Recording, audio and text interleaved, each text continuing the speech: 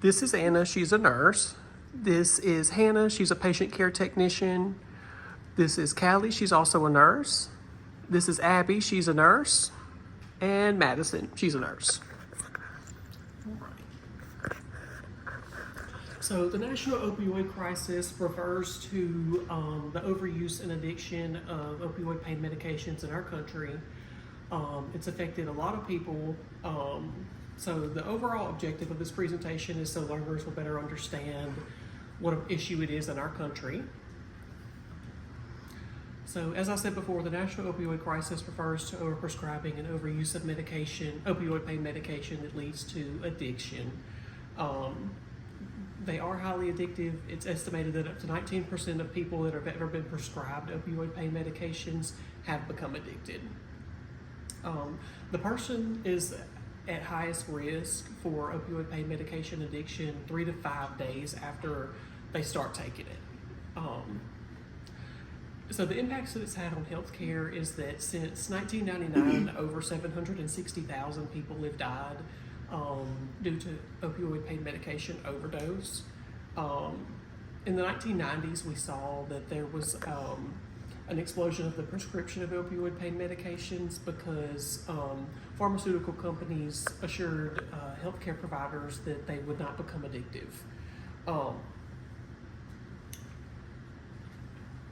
Also, other impacts that it's had on healthcare is that 75% of drug overdose deaths in 2019 were all opioid related. It costs approximately $95.6 billion a year for the healthcare industry to treat opioid addiction and to be able to diagnose opioid dependence in patients.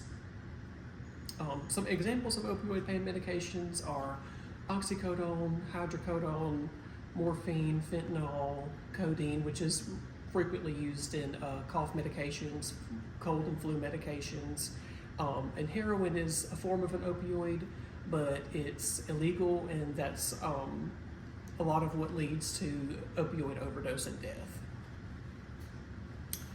So addiction can be described as a compulsive, chronic, physiological or psychological need for a habit-forming substance. It can have harmful physical or psychosocial effects, and addiction typically has well-defined symptoms. Some symptoms of opioid addiction in the non-healthcare population would be intense urges to use the drug, inability to stop using the drug, taking larger amounts to get the same effect, needing more of the drug to obtain the same effects over a longer period of time, spending large amounts of time trying to acquire, use, or recover from the effects of the drug, doing things that you wouldn't normally do to obtain the drug, such as stealing, things like that.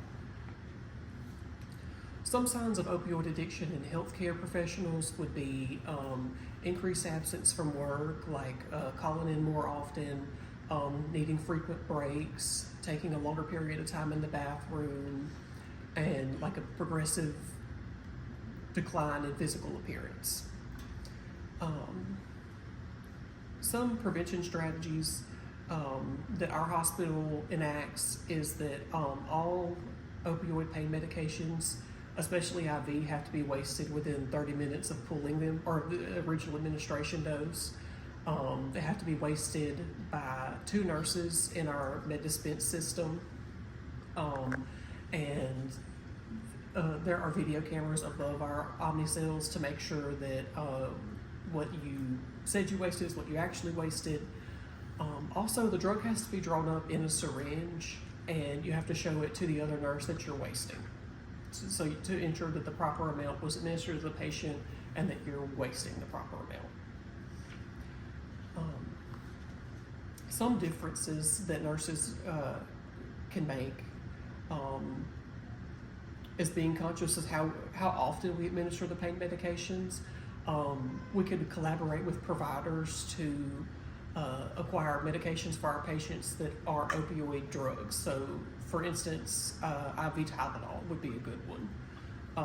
Toradol, NSAIDs, things like that. We could also educate our patients on the dangers of using opioid pain medications for longer than they need them. Opioids aren't like antibiotics are, where you're supposed to finish the whole course of it, or you could get build up a dependence to it. Opioids are only intended to be used for the period of time that you need them for pain control, and they can be discontinued after. We could also implement non-pharmacological pain relief interventions such as like repositioning, guided imagery, acupuncture, physical therapy, things like that. And that concludes my presentation.